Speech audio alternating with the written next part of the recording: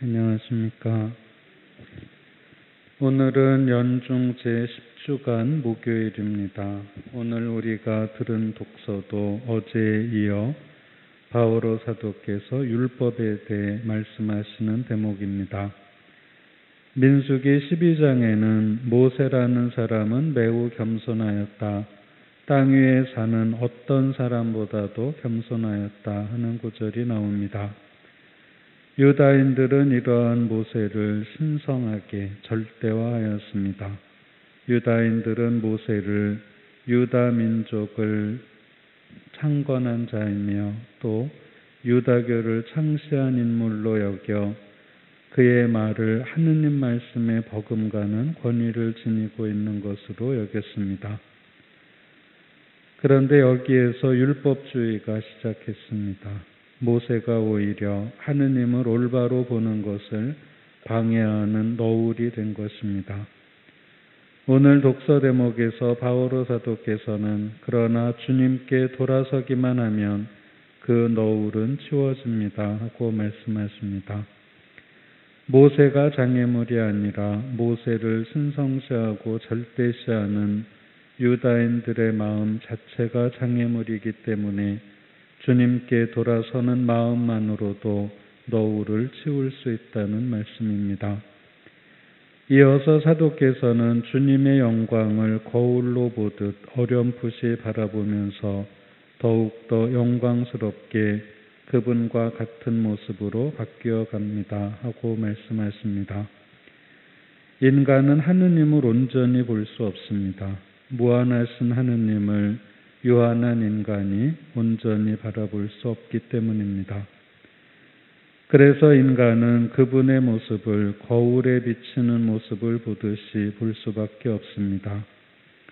그러나 그런 모습을 바라보면서 그분과 같은 모습으로 바뀌어 갑니다. 우리 인간은 창세기의 말씀대로 하느님의 모습을 닮아 창조되었습니다. 그러나 우리는 여전히 육신의 한계를 가지고 있어 하느님의 모습을 완전히 드러낼 수는 없습니다. 하느님의 모습을 드러내려면 하느님의 모습을 온전히 바라보려는 과정과 실천이 필요합니다. 요한복음 14장에서 예수님께서는 나를 본 사람은 곧 아버지를 뵌 것이다 하고 말씀하십니다. 우리가 예수님을 본다는 것은 예수님의 말씀을 듣는다는 뜻입니다. 예수님의 말씀을 듣는 사람은 하느님의 말씀을 듣는 것입니다.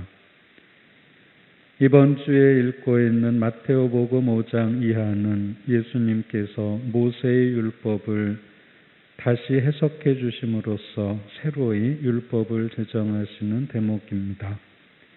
이로써 예수님께서는 새로운 율법의 제정자로 모세보다 더 위대하신 분으로 드러납니다. 모세는 하느님께서 적어주신 대로만 선포했지만 예수님께서는 나는 이렇게 말한다 하시며 당신의 권위로 말씀하시기 때문입니다. 오늘 복음 대목은 살인하지 말라는 제4계명에 대한 말씀입니다. 예수님께서는 살인하지 마라 하는 모세율법의 계명 범위를 더 확대하셔서 성도 내지 말고 아주 흔히 사용하는 욕설도 사용하지 말라고 하십니다. 이웃에게 상처 입히는 말조차도 살인의 범위에 들어간다는 뜻입니다. 이렇게 보면 정말 예수님의 제자로 살기가 어렵다는 생각마저 듭니다. 그러나 예수님의 이 말씀은 협박이나 통제로 받아들일 것이 아니라 더 적극적으로 받아들여야 하는 말씀입니다. 그러므로 내가 제단에 예물을 바치려고 하다가 거기에서 형제가 너에게 원망을 품고 있는 것이 생각나거든 예물을 거기 제단 앞에 놓아두고 물러가 먼저 그 형제와 화해하여라.